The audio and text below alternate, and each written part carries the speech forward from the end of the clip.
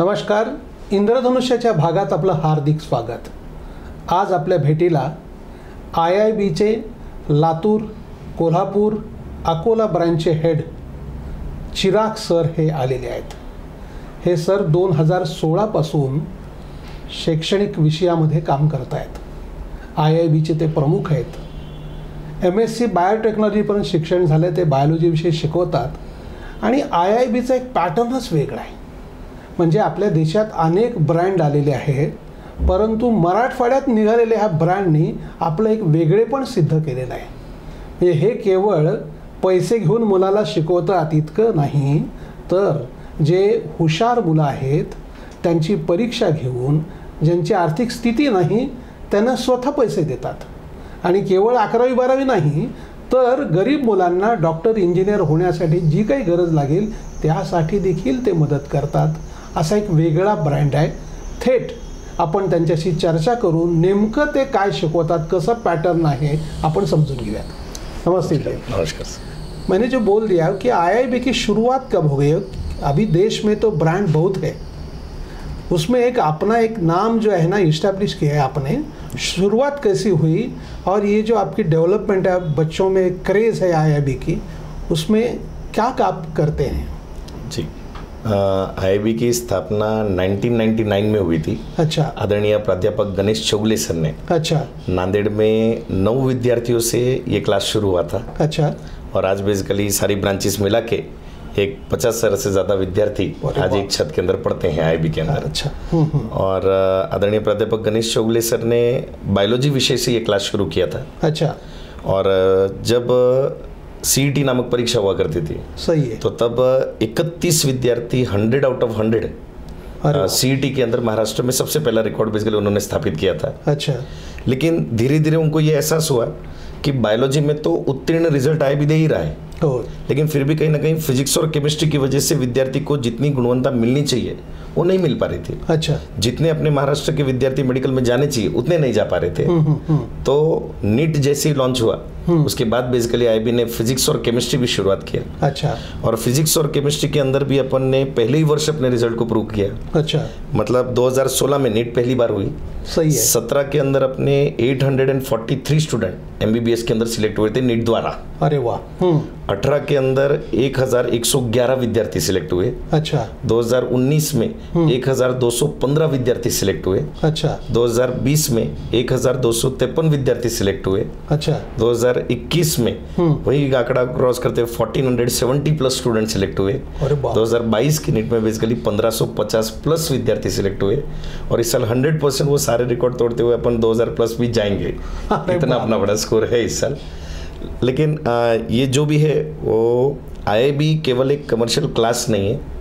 IIB का जो मूलभूत है वो आदरणीय प्राध्यापक गणेश चौगले सर ने जो स्थापित किया था कि जिस दिन उन्हें समझा कि एक व्यक्ति ही बदलाव नहीं ला सकता, उसके लिए संपूर्ण टीम की ज़रूरत पड़ती है. सही है. तो धीरे धीरे उन्होंने IIB के अंदर पहले वो अकेले क्लास लेते थे. उन्होंने एक व्यक्ति को जोड़ा, उन्हें ट्रेन किया, एक और व्यक्ति को जोड़ा, उन्हें ट्रेन किया, और बेसिकली उनके मिशन के साथ जुड़ते गए लोग.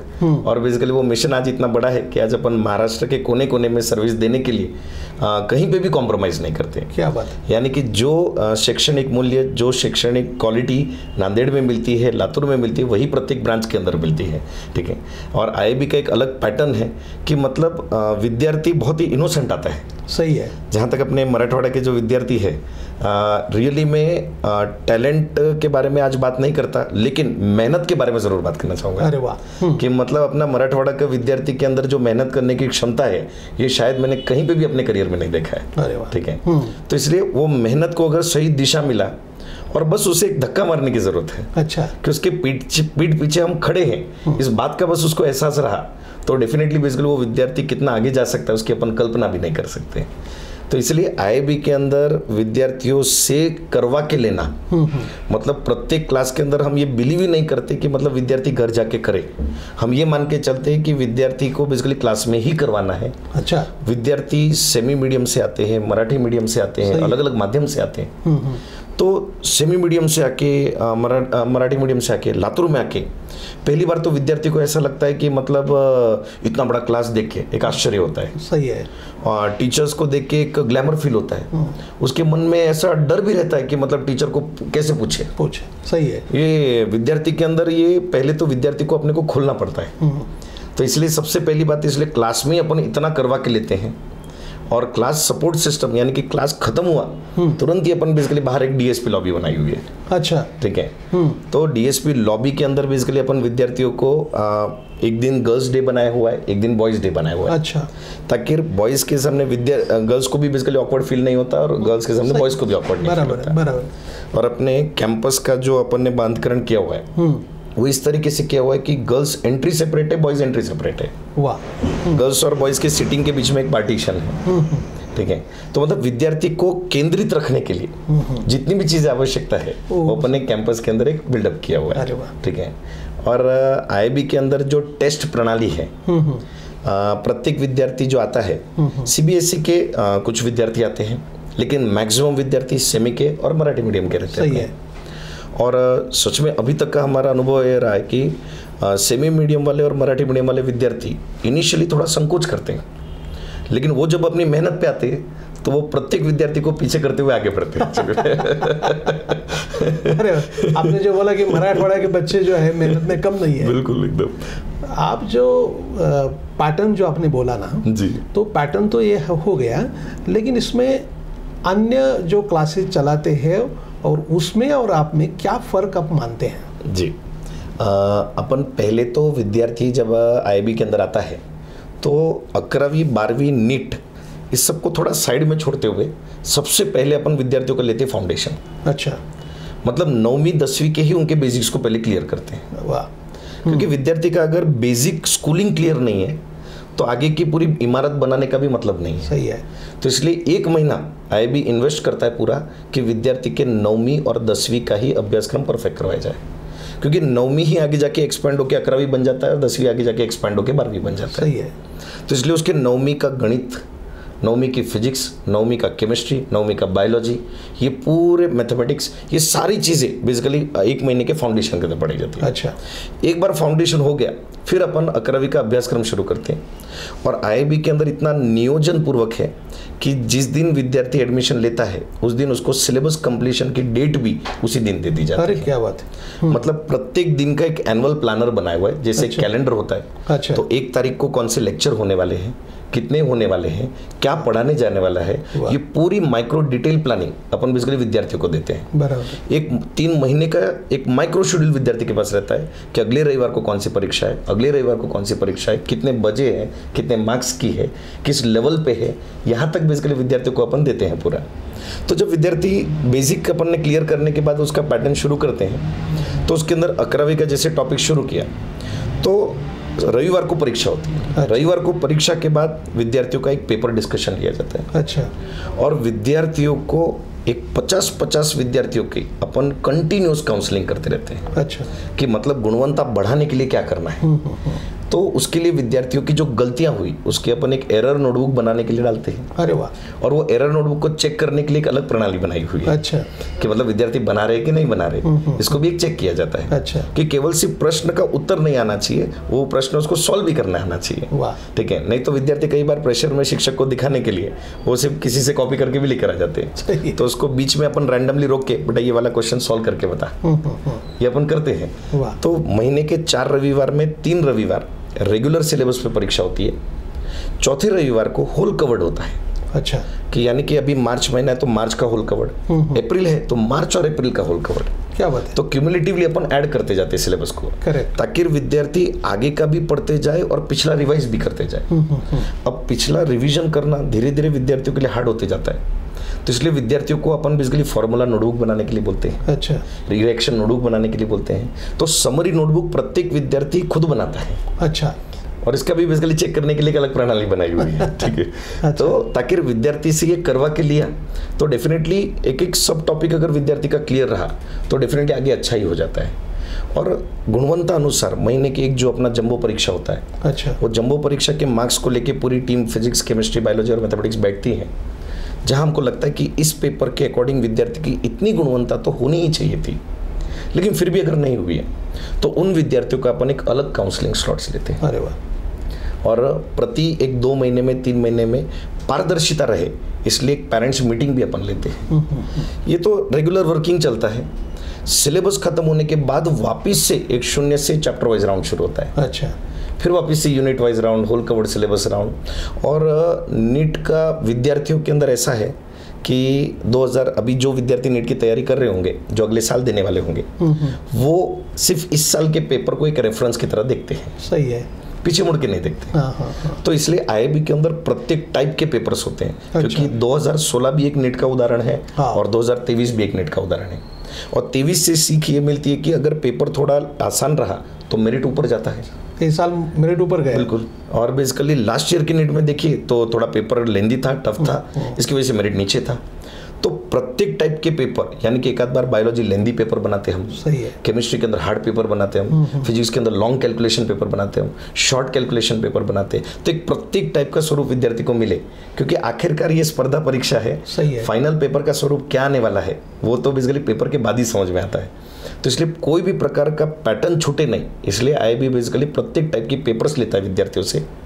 और जो महाराष्ट्र का नाम नीट के अंदर ऊंचाई तक पहुंचे, इसलिए गुणवंत विद्यार्थियों को अपन सेग्रीगेट भी करते हैं। अच्छा। कि आईआईबी के अंदर प्रति महीने जो जंबो परीक्षा होती है उसके आधार पे बैचेस को शफलिंग किया जाता है। अच्छा। तो कैंपस के अंदर बैचेस जो बनी हुई है वो भी गुणवत्तानुसार है, बैठना भी जो है वो गुणवत्तानुसार। अच्छा। तो विद्यार्थी को बैठने से लेके बैच में जाने तक के लिए कॉम्पीट करना है, ये भावना अपन निर्माण करते हैं विद्यार्थियों के अंदर। सर, एक आपने जो बोला गुणवत्ता का और महाराष्ट्र का भी जो बोल दिया, इस साल जो नीट का रिजल्ट आया है जी, इसमें पूरे देश में जो 50 बच्चे हैं उसमें से सिर्फ 3 बच्चे महाराष्ट्र के हैं जी। और जिस तमिलनाडु ने इस परीक्षा को विरोध किया था वो पहले 10 में 3 हैं। बिल्कुल। तो महाराष्ट्र का पहला लड़का है जो 27 नंबर है उसका, तो बहुत 26 बच्चे पूरे देश में आगे हैं, अलग स्टेट बहुत आगे हैं। तो महाराष्ट्र फिर एक दफ़ा देश के नक्शे के ऊपर आने के लिए क्या करना चाहिए ऐसा आपको लगता है? जी, इस प्रश्न का उत्तर मैं एक 2 तरीके से देता हूँ कि एक गुणवत्ता के आधार पे अपन महाराष्ट्र को कैसे ऊपर ला सके, और दूसरी जो एक उजाग्रता भी सामने लाना चाहता हूँ कि महाराष्ट्र में और बाकी जगह पे एक आपको कंपैरिजन एक देखा जाए तो आज मान लीजिए कि इंस्टीट्यूट कोई भी रहने दीजिए, रिजल्ट हमेशा 1% रहता है। सही है, ठीक है। कोटा में भरपूर विद्यार्थी रहते हैं, ठीक है, लेकिन उस भरपूर विद्यार्थी की संख्या में उसका रिजल्ट 1% है। आपको ये बात बोलते हुए अभिमान महसूस होता है मुझे कि अपनी संख्या के अनुसार अगर अपन ने रिजल्ट देखा तो अपन 1% प्लस है एक्चुअली में। वाह। ठीक है। तो इसलिए बेसिकली महाराष्ट्र नीट की तैयारी में कहीं पे भी कम नहीं है, बिल्कुल अच्छा है। लेकिन जो थोड़ी विद्यार्थियों की जो शिक्षण प्रणाली है वो इस तरीके से कि 11वीं में जब विद्यार्थी आता है तो 10वीं के माइंडसेट से ही आता है। ये सबसे बड़ी अड़चन है। सही है कि परीक्षा के 2 महीने पहले तैयारी करना 99% यही लोग माइंडसेट से आते हैं। करेक्ट। और जब तक 11वीं में विद्यार्थी समझता है कि मुझे नीट की तैयारी करना है, तब तक 11वीं खत्म हो रहा होता है। ये एक कारण की वजह से जो आज रिपीटर्स बनते हैं या ये सारी चीज़ें होती हैं वो सिर्फ एक में कारण है। अच्छा। अगर ये कारण धीरे धीरे निकलता हुआ भी हम देख रहे हैं कि मतलब बेसिकली अब विद्यार्थी अच्छे आ रहे हैं, विद्यार्थी बेसिकली जागरूक आ रहे हैं, पेरेंट्स भी जागरूक आ रहे हैं, तो डेफिनेटली आने वाले 1-2 साल में अपन महाराष्ट्र का एक बड़ा उच्चांक देखेंगे कि महाराष्ट्र का number of medical selections definitely अपने को बढ़ता हुआ दिखेगा। और रही बात टॉपर्स की, तो टॉपर्स के लिए सबसे ज़्यादा इम्पॉर्टेंट है कि जब महाराष्ट्र से इतना बड़ा रिजल्ट आ रहा है तो महाराष्ट्र के पालकों ने, महाराष्ट्र के विद्यार्थी ने महाराष्ट्र में जन्मी हुई इंस्टीट्यूट के ऊपर विश्वास रखना भी ज़रूरी है। क्या बात है। ठीक है। कि मतलब बेसिकली बहुत सारे पालक जो एक्चुअली में महाराष्ट्र के हैं लेकिन जाता कहीं है। ठीक है। और उसकी वजह से अगर क्रीम का कहीं इमिग्रेशन हुआ या इमिग्रेशन हुआ तो उसकी वजह से बेसिकली जो रिजल्ट है, ठीक है, अल्टीमेटली हमने ये भी देखा है, जैसे अगर आप देखें तो इस साल अपने 705 में 2 आधार प्रोग्राम के अंदर अपन ने रिजल्ट लगाए जो कि ऑनलाइन विद्यार्थी थे, ठीक है। तो विद्यार्थियों ने उन्होंने मान लो कि कहीं पे भी किया हो, लेकिन टेस्ट अल्टीमेटली यही दिया।